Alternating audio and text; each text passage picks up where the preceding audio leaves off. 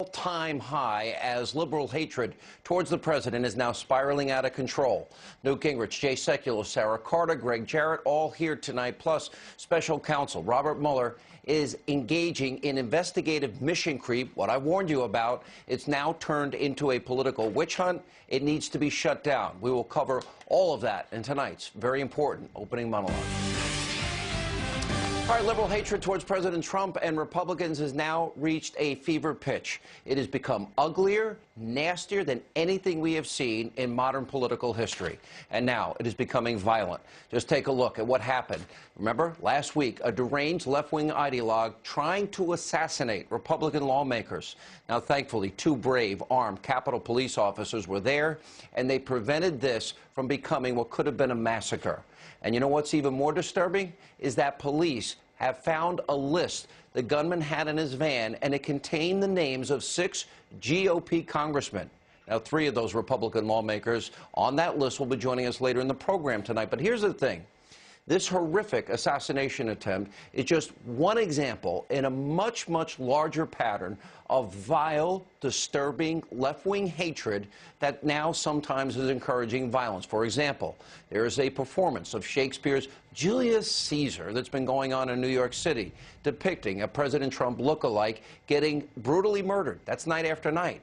Last Friday, a protester actually rushed the stage at the play and reportedly yelled, quote, "Stop the normalization of political violence against the right." That protester will join us also later tonight.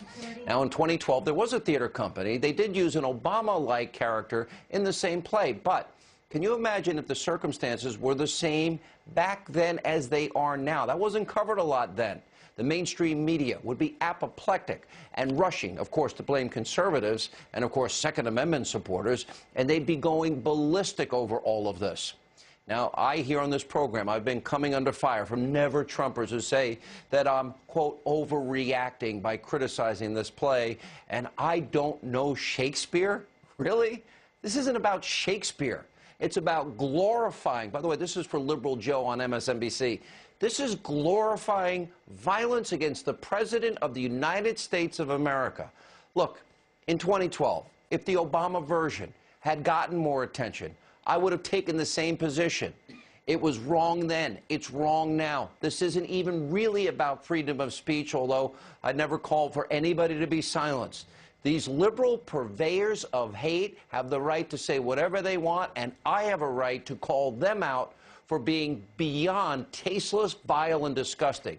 And let me remind them of the viciousness that has been spewed from the left in this country. Here's one example that is so graphic, we always have to warn you before we put it up on your screen. Kathy Griffin posing as an ISIS fighter with a fake, bloody, severed head of Donald Trump. You know what? Is posing like a jihadist with something that looks like the president's head? Is that the right thing to do? Is that what we want in this country? Or is it a threat potentially against the president? Or how about this from Madonna at the Women's March with thousands of left-wing protesters is telling a crowd of angry protesters who are in Washington, D.C. that you thought an awful lot about blowing up the White House. Is that a smart thing to do? Or can it be interpreted as a threat against the president? Now, there are countless other examples of liberals making threats against the president. But here's the thing. This isn't really free speech. This isn't art. This isn't Shakespeare. This is about a rage, a hatred of this president and the left and liberals trying to objectify, dehumanize this president. They're trying to paint him as not human. Now, peaceful protests, you know what? That's not what Democrats and the left have been calling for since the election. No, they've been calling for, remember the words, resistance. So let's be clear. I'm not saying that the left is responsible for what happened last week or Bernie Sanders supporters are. That is not Bernie Sanders supporters, what happened in Alexandria, Virginia.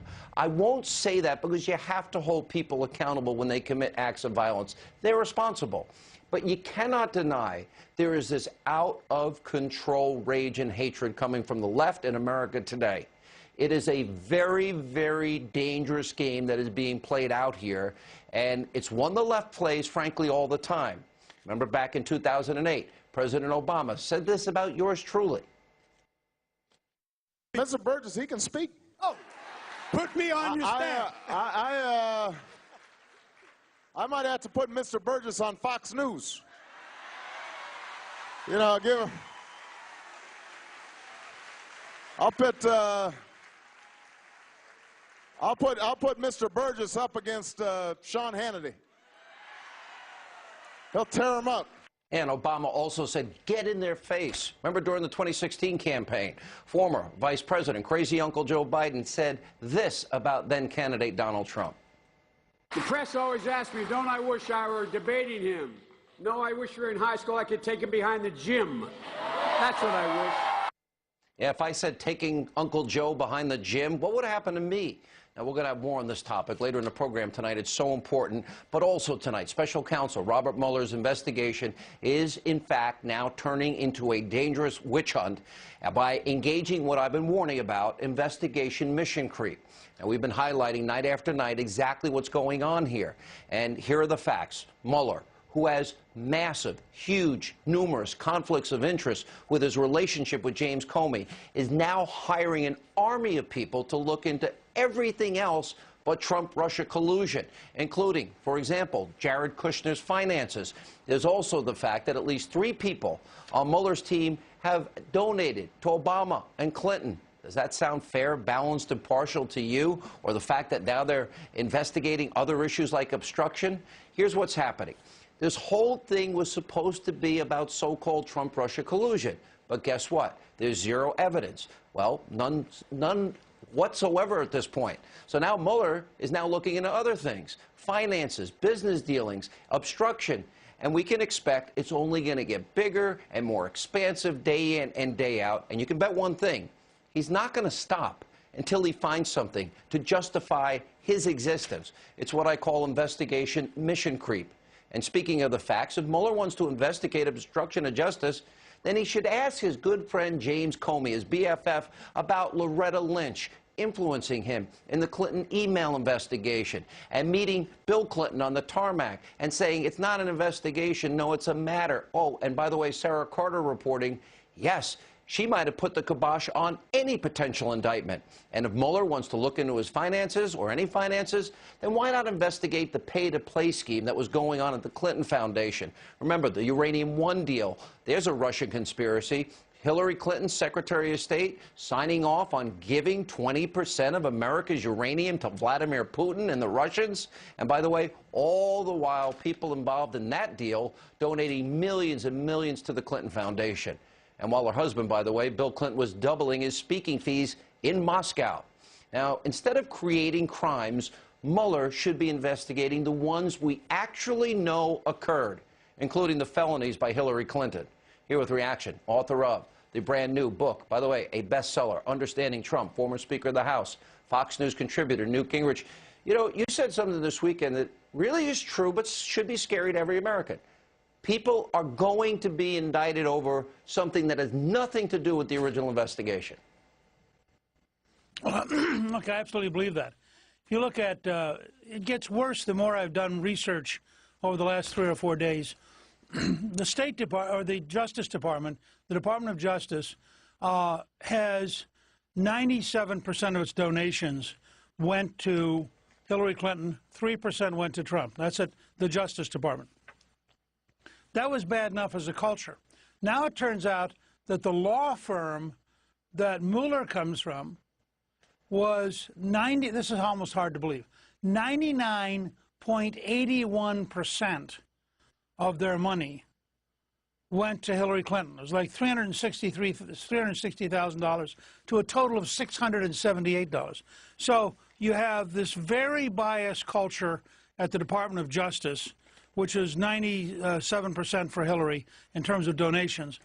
They then reach out to an even more biased law firm, which is at 99.81%, to find the lawyer to head up the nonpartisan, remember, nonpartisan investigation. He then hires 4 key lawyers, all of whom donated to Democrats. As you pointed out, my favorite is the one who defended the Clinton Foundation against Freedom of Information Act. It worked for Hillary. It's unbelievable. You know, as somebody who occasionally writes novels, I don't know that I'd have the nerve to write this novel. But if somebody wants to know what the deep state is, start up here with the Justice Department's 97%, come down then to the law firm at 99.81%, pick a group of lawyers who are hardcore Democrats, two of whom, by the way, also had prosecutorial problems because they hid evidence from the defendants. One was repudiated 9-0 by the Supreme Court. And you look at this pattern, and I think it's not defensible. Rosenstein wrote a 2-page memo saying Comey has to go. Okay. Right. So Comey then leaks to the New York Times. Then Comey then gets his BFF to be the special counsel. Rosenstein contributes to all of this. And now he's talking about shifting away from Russia-Trump collusion, the lie, into obstruction and finances. This is dangerous for this country. Both of them need to recuse themselves and get out of the way. Why are they even still there? Well, I mean, you have to question the entire special investigatory process that brings in these headhunters who are very high-powered lawyers. They're not going to leave until they get somebody. And that was my point over the weekend. You know, Karl Rove wrote a very good column last week in the Wall Street Journal because he's lived through this. And he said, you have to be very worried about special investigators running amok. And he cited in his own case, he had forgotten one phone call. Now, imagine how many phone calls somebody in Karl's position in the White House was getting. He forgot one phone call that was months ago or a year ago. They almost indicted him for forgetfulness. I mean, that's how vindictive, that's how powerful the criminal powers of the state are.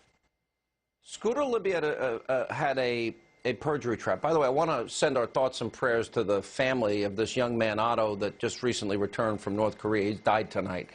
I am so sad for this family. I want to ask you one final question, and I think this is important. I really believe this rhetoric, this hatred that I talked about in my opening monologue, the Shakespeare, the ISIS pose, the rhetoric, the hate, the violence directed at this president to dehumanize him is now extraordinarily dangerous. Your thoughts? It's extremely dangerous, and it's much deeper than just Trump. I talked to college students at the College Republican National Convention this week. I asked them, how many of you feel intimidated in your campus? A third of them raised their hands. I've had students tell me that they are literally intimidated against saying that they were for Trump because they thought it would cost them 2 or 3 grade levels from their professor.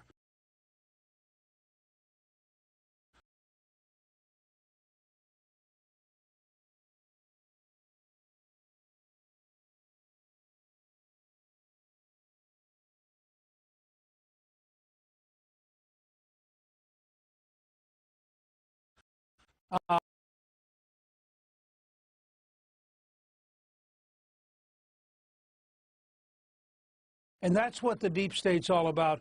And that's why this fight's going to go on for all 8 years of the Trump presidency. It's now a fourth branch of government, and the media colluding with them is even worse. 11 months of lies, no apologies, no retractions. No, we're going to get this right. By the way, Mr. Speaker, congrats on the book, Understanding Trump, Amazon.com, Hannity.com, bookstores everywhere. Thank you, sir, for being with us. All right, and coming up, we have, remember, late last week, we learned disturbing news that this left-wing gunman who tried to assassinate GOP lawmakers had a list in his car with the names of 6 Republican lawmakers. 3 of those lawmakers will join us next. That's straight ahead tonight. And also, we will continue all of this hatred towards the president, and we'll get into the other issues, including the woman who literally stormed the Shakespearean play in the park over the weekend peacefully to say enough's enough. That and more exclusively tonight, and my commentary on Megyn Kelly. Welcome back to Hannity. The House Majority Whip, Congressman Steve Scalise, remains hospitalized tonight, again in serious condition. Now, Congressman Scalise is recovering from the gunshot wounds after a left-wing gunman tried to assassinate GOP leaders last week. Fox News has also learned the gunman had in his van a written list with the names of 6 GOP congressmen. On this list, now the list contained their Capitol Hill office room numbers. Joining us now with reaction. 3 of the lawmakers on that list, Congressman Mo Brooks, Congressman Trent Franks, Congressman Morgan Griffith are with us. Mo, I've known you for 27 years. When I was doing radio local down in Huntsville, Alabama, and you filled in for me. I've known you all these years. You're a tough guy. This really impacted you, describing, number one, putting the tourniquet on this young kid. Then, of course, what happened to Steve Scalise fighting for his life. And now you find out you're on a list to be murdered, to be assassinated. I got to imagine that's tough, too. Very much so, particularly on my family. What the public probably does not understand is that we often get these kind of threats, members of Congress or the United States Senate. By way of example, at one time I had a bounty on my head of $20,000, $30,000, I forget the exact amount, if you were successful in killing me, and some other members of Congress also had that kind of bounty. What happened last Wednesday brings it home in sharper focus, however. It's one thing to get these kind of threats. It's another thing to have multiple shots at you and at your friends and colleagues. Yeah, and again, having to jump in and help these guys. Congressman Franks, by the way, it's also media figures. I've dealt with this my entire career. It's not fun. Well, it really isn't, Sean. I just have to say, you know, as much as I want to say the line that's held deeply by all of us, that we need to seek unity, there also has to be an element of accountability. And when you have the President of the United States being treated by the leftist media as almost an agent of a foreign government, and you have, I understand, major corporations like American Express still sponsoring plays in the park that depict a Donald Trump look-alike being stabbed to death, and Kathy Griffin holding up depictions of a beheaded Donald Trump, a duly elected President of the United States, you can kind of understand why it might appeal to the nutcases and the malignant in our society. And it's time that the left calls this out, and we get back to principled persuasion and debating the issues like we're human beings, and like that we're still the American people that believe that all of us are created equal. And I think unless we do that, please. Go ahead, sir. I think unless we do that, the present situation could devolve into very tragic circumstances. Congressman Griffith, I agree with Congressman Franks. But I just think it's gotten so heated. I mean, an ISIS pose with a severed, bloodied head of our president, a nightly murdering of our president, the rhetoric, the Russia-Trump conspiracy lie told day after day, night after night. Do you think it's had an impact in terms of not only delegitimizing the president, but also sort of objectifying him as a subject of evil? I wrote it down, an agent of the foreign government. I mean, I think that was a really good way that Congressman Franks put it.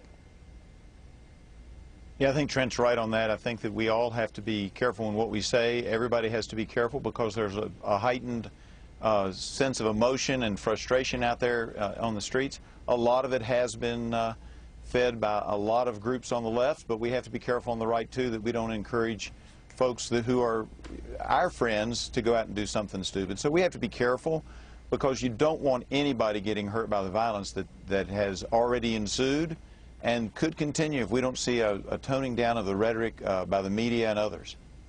Mo Brooks, what's your take on the rhetoric and association, ISIS poses, severed heads, conspiracy theories? Is it having an impact? Well, it's definitely having an impact, and it's a part of the demonization strategies that the Democratic Party uses on a regular basis. So the last few years, by way of example, you saw it with respect to our law enforcement community. You saw it with Occupy Wall Street. I personally believe that what we saw in Dallas, where a gunman shot at and killed law enforcement officers and Caucasians simply because they were law enforcement officers and Caucasians, is in part because of the Democratic Party strategy of demonizing the law enforcement community on the one hand, and also engaging in a strategy of racial division, where they try to get block votes from minority groups by trying to portray Caucasians as the enemy. And it's not surprising to me that you see this kind of blowback, as we saw in Dallas and as we saw last Wednesday in the Washington, D.C. area. All right. First of all, thoughts and prayers with Congressman Scalise. I'm sorry that you and your families had to deal with this. Congressman Brooks, on a personal note, 27 years ago, you would fill in for me on my radio show. You've come a long way. I'm really proud of you. Well, thank you, Sean. And thank you all. You have, too, I might add. I'm doing okay. Good to see you all. You're doing very well. And thank you very much. And coming up, You're going to meet the woman who stood up this weekend, stormed the stage at the Shakespeare in the Park rally in New York City. She is calling for the leftist hatred to come to an end. And later tonight, I'm not prepared to say that there's proof you could take to a jury. the ranking Democrat on the Intel Committee, Representative Adam Schiff, he now admits no proof, no evidence of Trump-Russia collusion. Really? We'll get reaction from Jay Sekulow, also Sarah Carter, and much more tonight.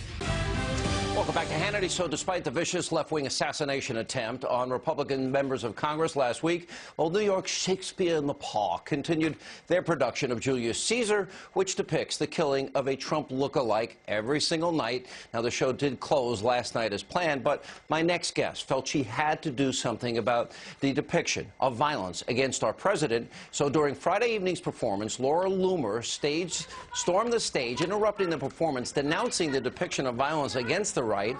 And following the interruption, Loomer was in fact arrested by the NYPD. She joins us now to explain why she did this. Laura, welcome to the program. Thanks for being with us. Thanks so much for having me, Sean. Listen, you knew if you did this, you're putting yourself at risk. You're probably going to be arrested. You were arrested. You are charged. You're going to have to appear in court. But you knew that, right?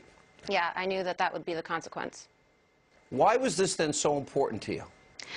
This has been really important to me because the left has systematically and programmatically used free speech and artistic expression as a pretext to incite violence against the right and promote the assassination of President Donald Trump.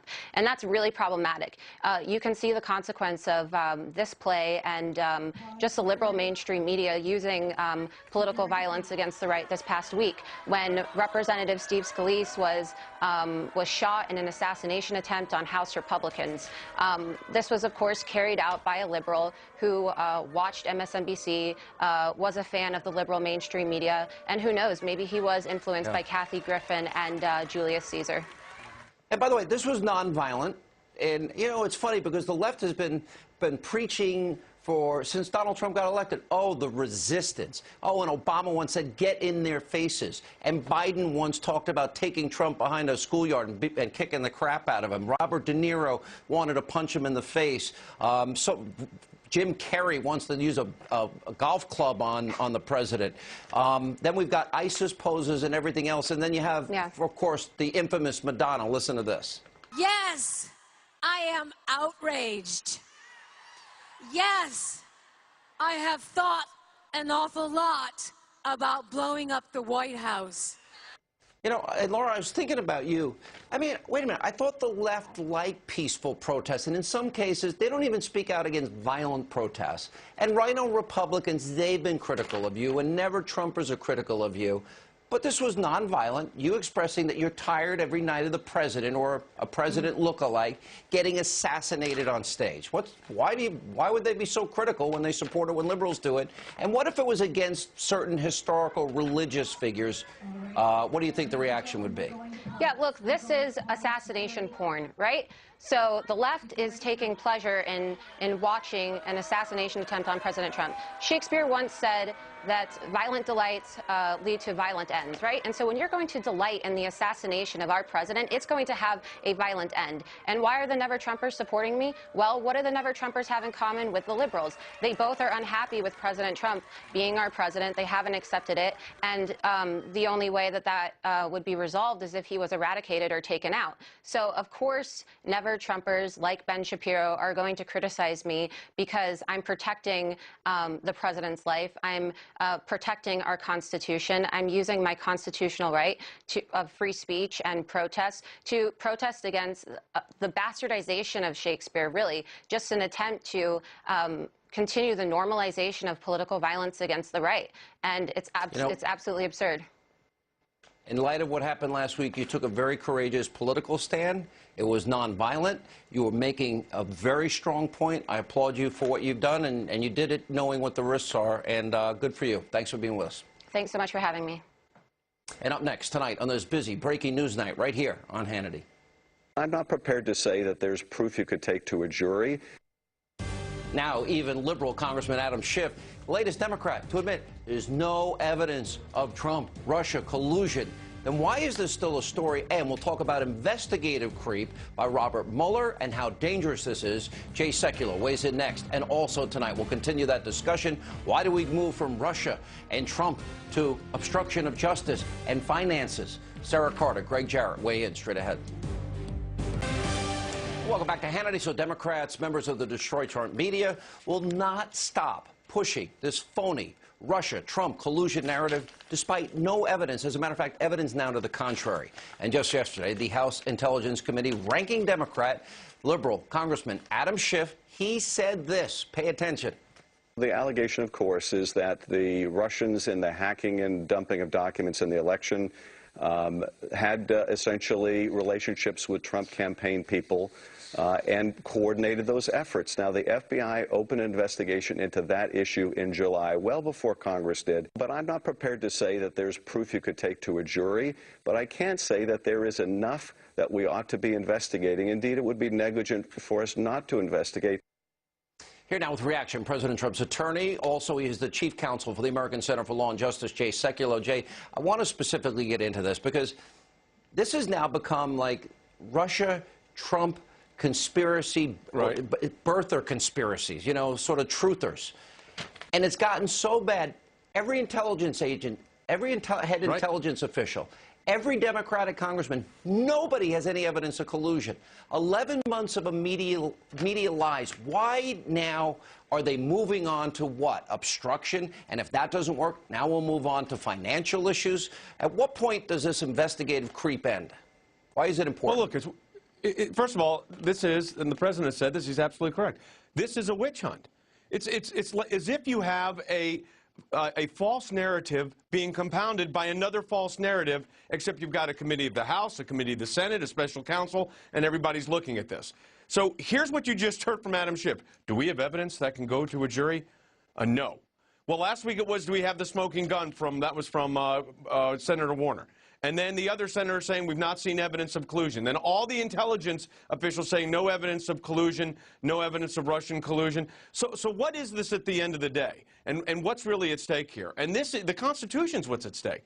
Because what you have right now is these multiple-pronged investigations that have been going on. You know, people think that the special counsel was appointed in middle of May, and it's only been, what, a couple of weeks now. This has been going on for almost a year, 10 months. And what is the evidence that even the members of the Democratic Party have acknowledged?